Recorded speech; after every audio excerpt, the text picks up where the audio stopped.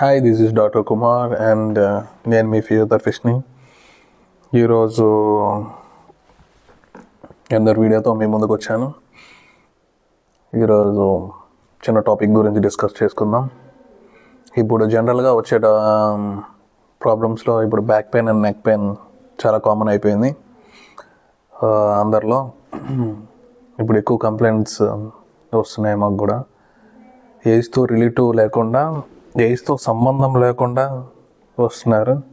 Even చిన్నపిల్లల నుంచి పెద్దవాళ్ళు, మిడ్ ఏజ్ నుంచి చిన్నపిల్లలు, మిడ్ ఏజ్ అండ్ పెద్దవాళ్ళలో కూడా సేమ్ సమస్యలే కనిపిస్తున్నాయి.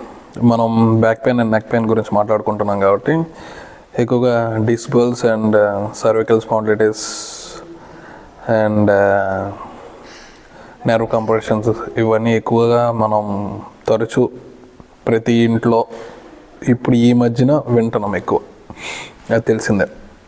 సో ఇవి ఎలా ప్రివెన్షన్ చేయాలి, ఎలా వస్తున్నాయో కూడా మాట్లాడుకుందాం మనం. ఇవి ఎలా వస్తున్నాయి? బికాజ్ ఆఫ్ అతిగా యూజ్ చేసేయడం వల్ల, బాడీని అతిగా బరువులు మోయడం, లాంగ్ సిట్టింగ్ అవర్స్ కూర్చొని ఎలా ఒకే పొజిషన్లో ఉన్నాం, యాక్టివ్గా లేకపోవడం వల్ల మజిల్స్ అనేవి స్టిఫ్ అయిపోయి అవి మన సెంట్రల్ నర్వస్ సిస్టమ్ మీద, అదే స్పైనల్ కార్డ్ మీద అది మన ప్రెషర్ని మొత్తం మజిల్స్ అన్నీ టైట్ అయిపోతే డిస్క్ బల్స్ అవి రెడీ అవుతాయి.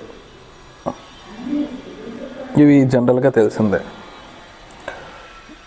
సో ఇవి ఎలా ప్రివెన్షన్ చేసుకోవాలి?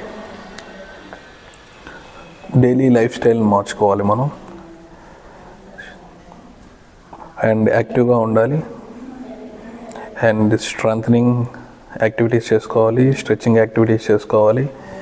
అప్పుడు ఈవెన్ తగ్గకపోతే అప్పుడు you can go for a visit లోకల్లో ఉన్న orthopaedic, neuro physician, neurosurgeon or physiotherapist ఎవరినైనా మీట్ అవ్వచ్చు. మీరు మెయిన్గా ఫిజియోథెరపిస్ట్ని కలవచ్చు. వితౌట్ మెడిసిన్ మా దగ్గర క్యూర్ అయిపోతాయి ఈ నెక్ పెయిన్ అండ్ బ్యాక్ పెయిన్వి. ఎక్కువ పర్సంటేజ్లో మా దగ్గరైనా క్యూర్ అవుతుంది. ఇంకా తగ్గకపోతే అప్పుడు చూసుకోవచ్చు, అప్పుడు మెడిసిన్కి వీటికి వెళ్ళవచ్చు. సో నా సజెషన్, ముందు ఇంట్లో కేర్ చేయండి. ఇంట్లో ఎలా తగ్గించుకోవాలో తెలుసుకోండి.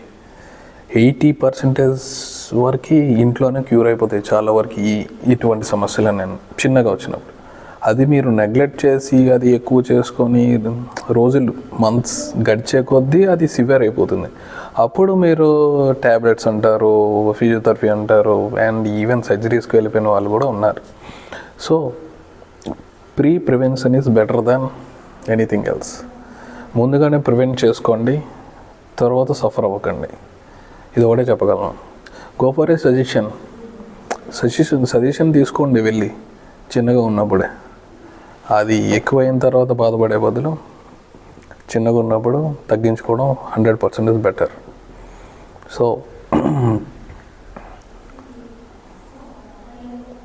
ఈ వీడియో ఇక్కడితో ముగిస్తున్నాను. Thank you everyone. ఇంకా కొత్త వీడియోస్తో మేము ముందుకు వస్తాను నెక్స్ట్. Thank you.